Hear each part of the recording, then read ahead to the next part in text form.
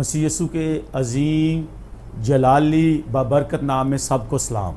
मेरी बहन मेरे भाई, आज हम बड़ा खूबसूरत कलाम सीखेंगे। हम ज़बूर 34 उसकी 7वीं आयत पे कलाम सीखेंगे कि वहाँ पर लिखा है, खुदावंद से डरने वालों की चारों तरफ उसका फरिश्ता खैमा जन होता है। तो आज मेरी बहन मेरे भाई, हम फरिश्तों के बारे में सीखेंगे।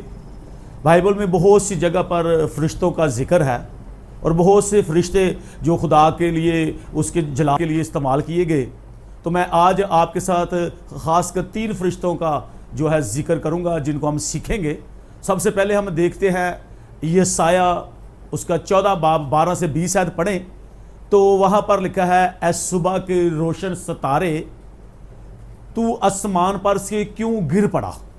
और आगे लिखा है, तू ज़मीन पर कौमों को पस्त करने वाले, तू ज़मीन पर क्यों पटका गया। तू तो अपने दिल में कहता था कि मैं खुदा के सितारों से भी ऊंचा अपना तख्त बनाऊंगा, मैं शमाली तरफ के पहाड़ों की जमात पर बैठूंगा।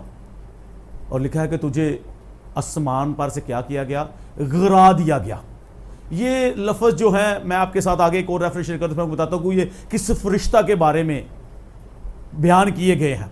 हम हिजकियल की किताब में जाएं 28 बाब और उसकी 11 से 19 आयत पढ़ें तो वहाँ पर लिखा हुआ 11वीं आयत से कि खुदावंद यूँ फरमाता है कि तू खातमुल कमाल और दानिश ममूर और हुस्न में कामिल था। तू अदन में बागे खुदा में रहा करता था और हर कीमती पत्थर तेरी कोशिश के लिए था। सोने से तुझ में नगीना साजी की गई थी। और वहाँ पर एक और बड़ी खूबसूरत बात लिखी है, अगली तुम्हें पढ़ें तो वहाँ पर लिखा है, तू मनसू क्रोबी था। क्रोबी का लफ्ज़ फरिश्तों के लिए इस्तेमाल होता है। और आगे लिखा है, तू साया अफगन था और मैंने तुझे खुदा के कोहे मुकद्दस पर कायम किया। और तू अपनी पैदाइश के रोज़ ही से राहो रस्म में कामिल था, तू हुस्न में भी कामिल था। और अगली आयत में लिखा है, वहां पर आगे चलें खुदा के कलाम में तो वहां पर लिखा है, जब तक तुझ में ना रास्ती ना पाई गई, तूने गुनाह किया और तुझे साया अफगन को आसमान पर से गिरा दिया गया और तूने अपने जमाल के स्वभाव से अपनी हिकमत को खो दिया। मेरी बहन, ये मेरे भाई, ये वाला कलाम जो है ये लूसीफर जो फरिश्ता है उसके लिए है। मनसूख क्रूबी उसको कहा गया। वो आतिशी पहाड़ों पर खुदा की प्रस्तश करता, खुदा के नाम को जलाल देता, लेकिन जब उसके अंदर घमंड आ गया तो उसको समान पर से गिरा दिया गया।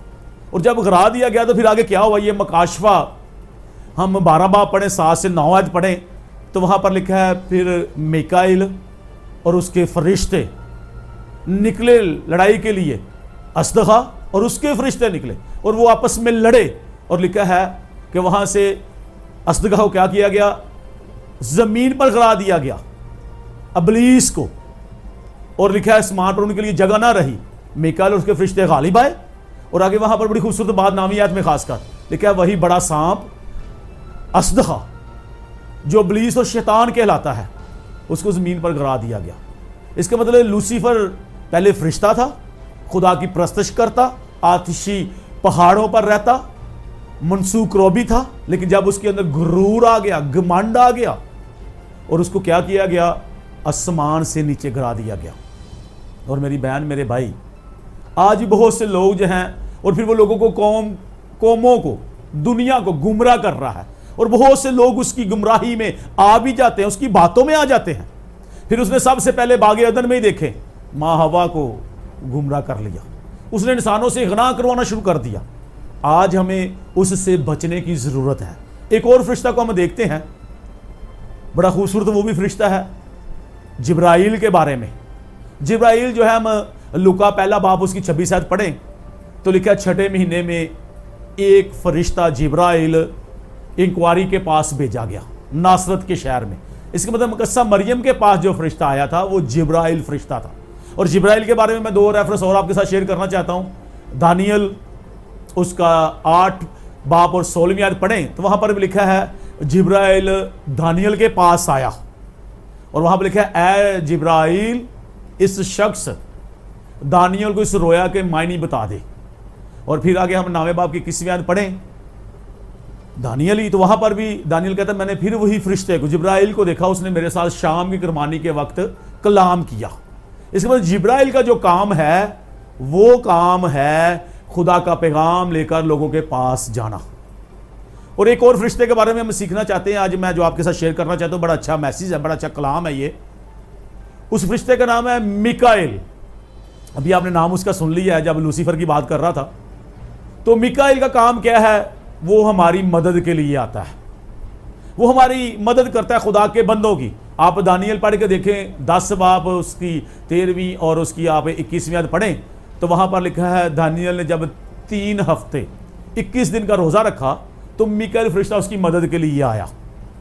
और फिर बड़ी खूबसूरत बात है जो मैं 21वीं आयत आपके साथ शेयर कर रहा हूं, दानियल 10 बाब की, वहां पर लिखा है कि हमारा मददगार, हमारा मुवक्किल जो है वो मिकाएल फरिश्ता है। आगे दानियल 12 बाब पहली आयत पढ़े तो लिखा है खुदा का मुकर्रर फरिश्ता जो हमारा मददगार है वो खुदा के फरजंदों की हमायत के लिए उठ खड़ा होगा।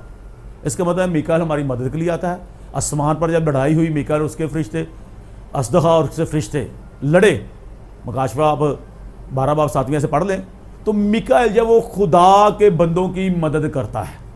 फरिश्ते तो और भी बहुत ज़्यादा हैं जिनका जिक्र हम बाइबल में पढ़ते हैं। करोबियों का आप ज़बूर 18 उसकी 10वीं आयत पढ़ें तो वहाँ पर लिखा है वो करोबियों पर सवार होकर उड़ा। हमारा खुदा करोबियों पर बैठने वाला खुदा है। और यही रेफरेंस सेम 2 सैमुएल 22 बाब की 11वीं आयत में लिखा है कि वो करोबियों पर सवार होकर उड़ा। फिर एक और बड़ा हम जिक्र देखते हैं खुदा के फरिश्तों के बारे में। मेरी बहन मेरे भाई, हम देखें मत्ती 2 बाब उसकी 13वीं और 23वीं आयत में मुकद्दस यूसुफ जो खुदा यीशु मसीह के दुनियावी बाप उनको पालने वाले थे, जो मुकद्दसा मरियम के मंगेतर थे, लिखा है फरिश्ते ने 2 दफ़ा उनके साथ भी कलाम किया कि इस बेटे को यीशु मसीह की पैदाइश के वक्त उसने कहा इस लड़के को ले और मिस्र को चला जा। और उसके बाद फिर उसने उसको ख्वाब में दिखाई देगा 23वीं आयत में फिर कहा अब इस लड़के को ले और वापस चला जा, नासरत में चला जा, क्योंकि ये नासरी कहलाएगा। तो फरिश्तों से खुदा ने बहुत सी जगह पर काम लिया और फरिश्ते जो हैं वो हमेशा खुदा के वफादार रहे, खुदा के नाम को जलाल देते रहे। और मेरी बहन मेरे भाई यूहन्ना अरबी कहता है मकाशफा, और उसका बड़ा अच्छा चैप्टर हम देखें 5 बाब 11 से 14 पढ़ें तो यूहन्ना अरबी कहता है मैंने फिर बहुत से फरिश्ते देखे जिनका शुमार लाखों बल्कि करोड़ों है। और वो क्या कह रहे हैं कि ज़िबा किया वो बराही हामद के, परस्तश के, इज्जत के और शुक्रगुजारी के लायक है। तो मेरी बहन मेरे भाई, फरिश्ते आसमान पर खुदा की परस्तश कर रहे हैं, खुदा के नाम को जलाल दे रहे हैं जिनका शुमार लाखों करोड़ों है। और मेरी बहन मेरे भाई, हमें भी चाहिए कि हम भी खुदा के फरिश्तों के साथ मिलकर खुदा की वर्शिप करें। आप यसाया 6 बाब उसकी 6वीं आयत पढ़े तो वहां पर सराफीन का जिक्र है। और यसाया वहां पर साफ कहता है कि एक सराफीन जो है वो मज़बा से एक कोयला लेकर उसने मेरे होठों को छुआ। तो मेरी बहन मेरे भाई, खुदा अपने फरिश्तों को इस्तेमाल करता है हमारी मदद के लिए। और जब हम खुदा के नाम को जलाल देने वाले बनते हैं तो जो ज़बूर वहाँ जहाँ से मैंने शुरू किया था, ज़बूर 34 उसकी 7वीं आयत में, खुदावन से डरने वालों की चारों तरफ उसका फरिश्ता खैमाजन होता है। जब आप भी खुदा के बेटे और बेटियां बन जाएंगे, उसके फरिश्ते आपको चारों तरफ से घेर लेंगे, आपकी मदद करेंगे, आपको खुदा के जलाल के लिए इस्तेमाल करेंगे। लेकिन बात यह है और ज़रूरत इस बात की है कि हम खुदा के रास्तबाज बेटे और बेटियां बन जाएं, पाक हो जाए, क्योंकि खुदा पाक और पाक जगह पर रहता है। और कलाम लिखा है मुबारक है वो जो पाक दिल है, वो किसको देखेंगे? खुदा को देखेंगे। अगर आप फरिश्तों को देखना चाहते हैं कि खुदा का फरिश्ता आपके चारों तरफ खैमाजन रहे, तो मेरी बहन मेरे भाई, हमें ज़रूरत है कि अपने आप को पाक कर लें। और मुझे ये बड़ी उम्मीद है कि आज इस कलाम के वसीला से आप अपने आप को पाक करेंगे, आप खुदा के फरिश्तों को अपने साथ रखने वाले बन जाएंगे। ये आप पे डिपेंड करता है। खुदा तो हमारी मदद के लिए फरिश्तों को तैयार रखता है, लेकिन अब ज़रूरत हमें है कि हम पाक रहें। तो मेरी दुआ है खुदा इस कलाम के वसीला से आप सबको बरकत दे और आप अपनी ज़िंदगी को पाक करें और खुदा के साथ वफादारी के साथ चलें। मसीह यीशु के नाम से आमीन।